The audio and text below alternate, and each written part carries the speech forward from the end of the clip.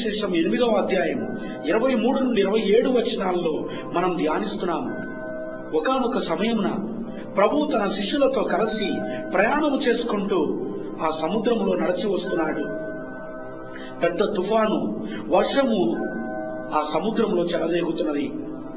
శిష్యులు భయభ్రాంతులై అందరూ కూడా వేదన చెందుతున్నారు. కానీ నిద్ర నుండి మేల్కొనిన యేసు స్వామి ఆ గాలి, ఆ అలలతో ఆ సముద్రమును శాసిస్తూ ఇలా పలుకుతున్నారు: ఓ సముద్రమా, ఓ అలలారా, శాంతించండి. వెంటనే ఆ సముద్రము శాంతించి గొప్ప ప్రశాంతత ఆ సముద్రంలో కలుగుతుందని మనం వాక్యంలో వింటున్నాము.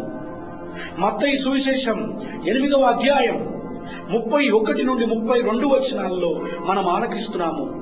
ఒకసారి ఒక తల్లి ఆయన దగ్గరకు తన కుమార్తెను దయ్యము పట్టిన స్థితిలో ఆయన్ని తీసుకుని రాగా, ఆయన ఒక్క మాటతో ఆ దయ్యమును తన మాటతో శాసిస్తున్నాడు.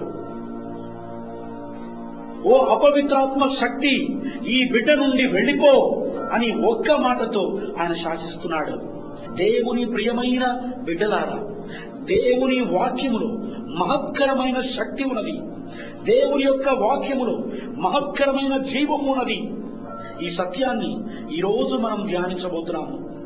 ఎజెకియేలు గ్రంథం 37వ అధ్యాయం వచనములు 1 నుండి 10 వరకు మనం చదివినా ఎండిన ఎముకల గురించి మనము ధ్యానిస్తున్నాము.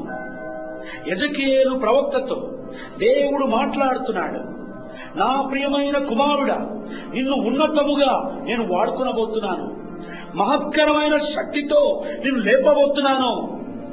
ఒకరోజు దేవుని ఆత్మ ఎజెకియేలు ప్రవక్తను ఆవరిస్తున్నది. ఆయన సన్నిధి, ఆయన ఆత్మ ఎజెకియేలుని ఒక లోయలు కలిగినటువంటి ప్రదేశానికి ఆయన తీసుకుని వెళుతున్నది. ఆ లోయల మధ్యలో ఆయన సన్నిధి ఎజెకియేలుని అటు ఇటు తిరుగాడినట్లు చేస్తున్నది. ఎజెకియేలు ఆ సమయంలో ఆ లోయలలో ఆ ఎండిన ఎముకలను గుట్టలు గుట్టలుగా ఉండటమును ఆయన చూస్తున్నాడు. దేవుడు పలుకుతున్నాడు ఎజెకియేలుతో: ఎజెకియేలు, నా ప్రియమైన కుమారుడా, ఈ ఎముకలు జీవింపగలవా? ఈ ఎముకలు బ్రతుకగలవా? ఎజెకియేలు ప్రవక్త దేవునితో మాట్లాడుతున్నాడు: ప్రభువా, ఆ సంగతి నీకే తెలియను. ప్రభువా, ఆ విషయము నీకే తెలియను. ప్రభువు పలుకుతున్నాడు ఎజెకియేలుతోటి: నా కుమారుడా, ఎండిన ఎముకలతో నీ వాక్యమును ప్రకటించు. ఎండిన ఎముకలకు నా వాక్యమును ప్రకటించు. వెంటనే ఎజెకియేలు ప్రవక్త ఎండిన ఎముకలకు వాక్యమును బోధిస్తున్నాడు, వాక్యమును ప్రకటిస్తున్నాడు. వాక్యమును వినిన వెంటనే ఆ ఎండిన ఎముకలు ఒకదానికొకటి సంధించుకొని పోతున్నాయి. పెద్ద శబ్దము వస్తున్నది. ఎజెకియేలుకి ఏమి జరుగుతున్నదో అర్థము కావటం లేదు. దేవుని వాక్యములో అటువంటి శక్తి ఉన్నది. దేవుని వాక్యములో అటువంటి జీవము ఉన్నది. నువ్వు ఎప్పుడు దేవుని వాక్యమును చదువుతున్నా, నువ్వు ఎప్పుడు దేవుని వాక్యమును ధ్యానిస్తున్నా, నీలో గొప్ప కార్యములు జరగటంను నీ కన్నులతో నువ్వు చూస్తావు. ఇప్పుడు ఎజెకియేలు ప్రవక్త అక్కడ జరుగుతున్న ఆశ్చర్య క్రియలను చూసి, అద్భుత కార్యమును చూసి ఆయన ఆశ్చర్యపోతున్నాడు. అవును, కానీ ఆ ఎముకలు ఒకదానికొకటి సంధించుకుంటున్నాయి, కానీ దానిలో ఇంకా జీవము లేదు, ప్రాణము లేదు. ఇప్పుడు దేవుడు ఎజెకియేలుతో మాట్లాడుతున్నాడు: ఎజెకియేల్, ఊపిరికి ప్రవచనము చెప్పు. నా వాక్యమును ఈ ఎముకలకు మరలా నీవు ప్రకటించు. నలు దిక్కుల నుండి ఊపిరి వచ్చి ఈ ఎండిన ఎముకల్లోనికి ప్రవేశించునుగాక అని ఎజెకియేలు ఎప్పుడు పలుకుతున్నాడో, వాక్యములోని శక్తి వలన ఆ ఎండిన ఎముకలన్నీ తిరిగి లేచి నిలబడుతున్నాయని ఎజెకియేలు గ్రంథం 37వ అధ్యాయం 1 నుండి 10 వచనంలో మనం వింటున్నాం. దేవుని వాక్యములో శక్తి ఉన్నది. ప్రియమైన దేవుని బిడ్డలారా, కానీ ఎన్నోసార్లు మనం ఈ వాక్యమును ఆలకిస్తున్నాం, కానీ ఆ వాక్యమును పాటించలేకపోతున్నాము. జీవం కలిగిన మాటలను ఆలకిస్తున్నాము, కానీ జీవము కలిగిన మాటల ప్రకారం నేను జీవించలేకపోతున్నాను. మత్తయి సువిశేషం 17వ అధ్యాయం 27వ వచనంలో మనం ఆలకిస్తున్నాం. ఒకసారి కొంతమంది పరిసయ్యులు, సద్దుకయ్యులు, సుంకరులు కలిసి యేసు ప్రభు దగ్గరికి వచ్చారు. ఎలా మీ యజమానుడు సుంకమును చెల్లించటం లేదు? వెంటనే యేసు ప్రభు పేతురుతో పలుకుతున్నాడు, పేతురు, నీవు సముద్రము దగ్గరకు వెళ్లి ఆ గాలముతో నీవు ఒక చేపను పట్టము. దాని నోటి నువ్వు తెరచినా దాని నోటిలో నీ ఒక నాణ్యమును కనుగొంటావు. పేతురు ఏమాత్రం సందేహించకుండా, పేతురు ఏమాత్రం సంకోచించకుండా తన యజమానుడు మాట్లాడిన మాటను పట్టుకొని ఆ సముద్రమునకు వెళ్లి ఆ చేపను పెట్టి దాని నోరును తెరవగానే దాని నోటిలో ఒక నాణ్యము కనపడుతున్నది. వెంటనే దాన్ని తెచ్చి వారికి సుంకముగా చెల్లిస్తున్నాడు. యోహాను సువిశేషం 11వ అధ్యాయం 35 నుండి 39 వచనాలు మనం చదివిన యేసు ప్రభువునకి ప్రియమైన వాడు లాజరు ఒక రోజున చనిపోతున్నాడు. మార్తమ్మ, మరియమ్మ ఆయన అడిగి ఉన్నారు, అయ్యా మా సహోదరుడు చనిపోయి ఉన్నారు. కానీ యేసు ప్రభు అక్కడికి రాలేదు. 4 దినముల తర్వాత యేసు ప్రభు ఆ సమాధి దగ్గరికి వస్తున్నాడు. మొదట ఆయన ప్రార్థించిన తరువాత ఆయన పలుకుతున్నారు, సమాధిని తెరవండి అని పలుకుతున్నారు. లాజరును లేపగలిగి ఉన్నవాడైన దేవుడు ఆ రాయిని తీసివేయలేడా? తీసివేస్తాడు. ఆ రాయితో ఒక్క మాట చెప్పినా ఆ రాయి ప్రక్కకు వెళ్ళిపోదా? కానీ అక్కడ ఉన్న వారితో చెప్తున్నాడు, ఈ రాయిని ప్రక్కకు దొర్లించండి అని పలుకుతున్నాడు. ఆ వాక్యమును విని దానిని విశ్వసించి ఆ మాట ప్రకారం వారు చేసి ఉన్నారు. వెంటనే యేసు క్రీస్తు వారితో పలుకుతున్నాడు. అక్కడ ఉన్న వారందరినీ చూసి దేవుని మహిమ నిమిత్తమై ఈ మాటని పలుకుతున్నాడు, లాజరు బయటకురా, లాజరు బయటకురా. ఆయన వాక్యములోని శక్తి, ఆయన మాటలోని జీవం లాజరుని బయటికి నడిపిస్తున్నది. లాజరుని పైకి లేపిన దేవుడు రాయిని తీసివేయలేడా? తీసివేయగలడు. కానీ ఎవరెవరు ఆ మాట ప్రకారం జీవిస్తారో అక్కడ గొప్ప కార్యములు జరుగుతాయి. ఎవరెవరు దేవుని మాటకు విధేయించి ఆయన మాట ప్రకారం జీవిస్తున్నారో అక్కడ ఉన్నతమైన మహత్కరమైన కార్యములు వారు చూస్తారు. ప్రియమైన దేవుని బిడ్డలారా, మొదటి రాజుల గ్రంథం 13వ అధ్యాయం 4వ వచనం నుండి 35వ వచనం వరకు మనం ఆలకిస్తున్నాము. దేవుడు ఎన్నుకున్న దైవజనుడు ఒకడు ఉన్నాడు. ఆయన పేరు పరిశుద్ధ గ్రంథములో దైవ భక్తుడు అని రాయబడి ఉన్నది. దేవుడు దైవ భక్తునితో మాట్లాడాడు. అవును, నా దేశంలోని రాజు ఆయన ఎన్నో విగ్రహాల్ని పూజించుకుంటూ నా మాటని వినకుండా ఆయన జీవిస్తున్నాడు. నీవు వెళ్ళి నా సందేశముగా ఆ రాజుతో ప్రకటించు అని దైవ భక్తుడిని పంపించినప్పుడు ఆయన మాటను నమ్మిన ఈ దైవజనుడు, ఆయన మాట ప్రకారం వెళ్ళిన ఈ దైవజనుడు రాజు ముందు నిలబడి రాజుతో ధైర్యముగా చెప్తున్నాడు. ఆ వాక్యమును నువ్వు విశ్వసించినప్పుడు గొప్ప కార్యములను, ఉన్నతమైన కార్యములను, మహత్కరమైన కార్యములను నువ్వు చూస్తావు. అవును, రాజు ఆ భవనంలోనికి వెళ్ళిన ఈ దైవ భక్తుడు రాజుతో పలుకుతున్నాడు, రాజా, నీవు నీ విగ్రహాల్ని పూజించుకుంటూ నీవు జీవిస్తున్నావు. వెంటనే రాజుకి కోపం వస్తుంది. తన చేతిని పైకి లేపి ఈ మనుషుని బంధించండి అని పలుకుతున్నాడు. కానీ ఆ పైకి లేపిన హస్తం పైకి లేపినట్లుగానే ఉండిపోతుంది. ఆ హస్తమును మరలా వెనక్కి తీసుకోలేకపోతున్నాడు. దైవజనుడు దేవుని మాటను విని తన మాటను ప్రకటించటకు వెళ్ళాడు కాబట్టి దేవుడు తన మహత్కరమైన శక్తిని అక్కడ చూపిస్తున్నాడు. ఎన్నోసార్లు నువ్వు వాక్యమును వింటున్నావు, ఎక్కడెక్కడికో పరిగెడుతున్నావు. ఆ వాక్యమును విన్న తరువాత ఆ వాక్యము ప్రకారం నువ్వు జీవిస్తున్నావా? ఆ వాక్యమును నీలోనికి తీసుకొని దాని వలన నువ్వు జీవమును పొందుకుంటున్నావా?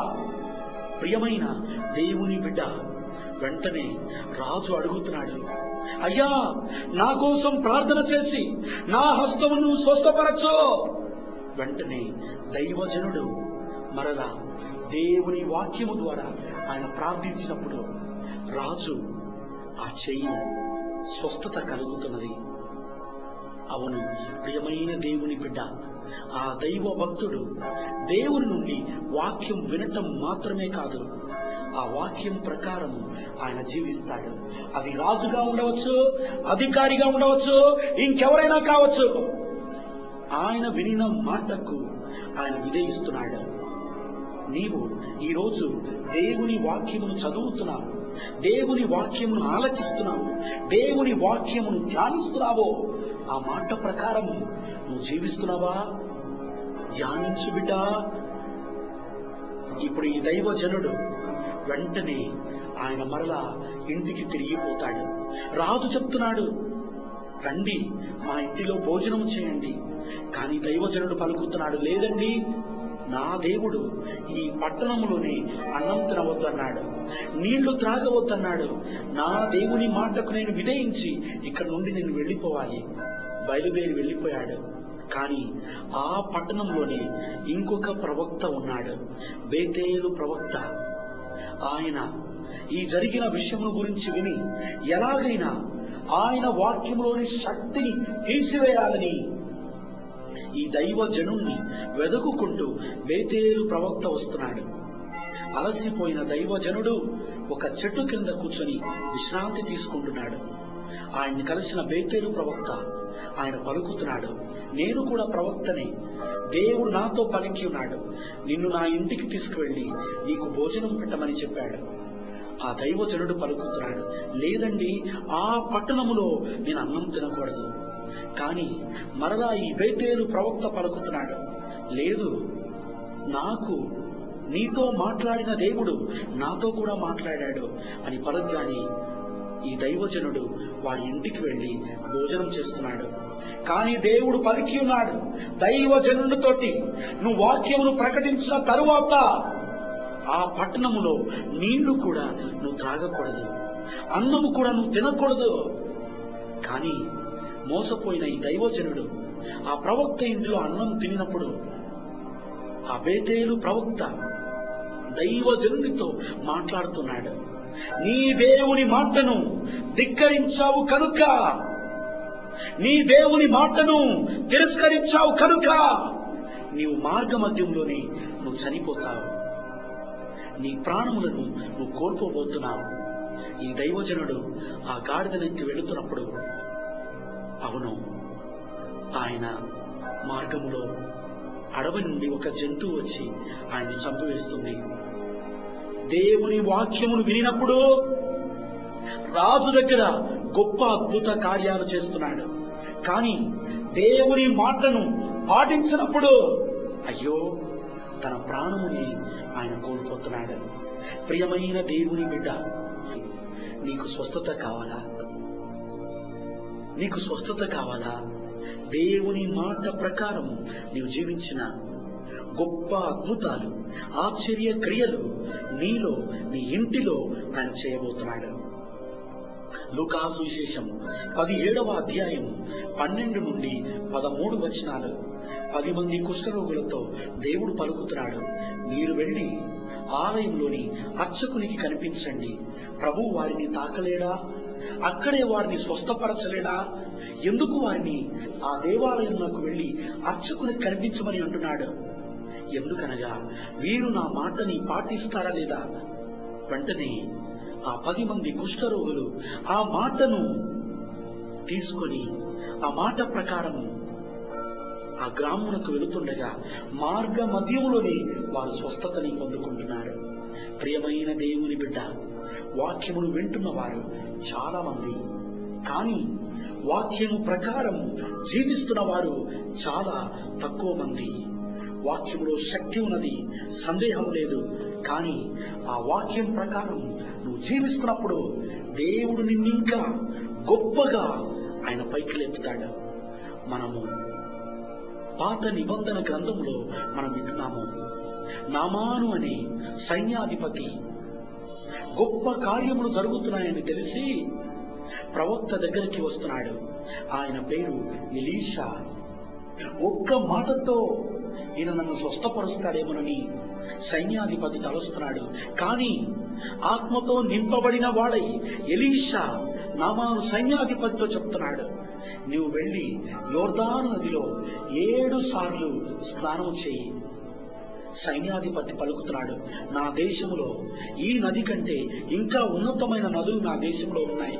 ఈ నదిలో నాకు స్నానం చేస్తే నాకు స్వస్థత కలుగుతుందా అని సందేహపడుతున్నాడు. కానీ ఆయన సేవకుడు సైన్యాధిపతితో పలుకుతున్నాడు, అయ్యా, దేవుని మాటను మనం విధేయించినప్పుడు నీకు స్వస్థత కలగవచ్చు.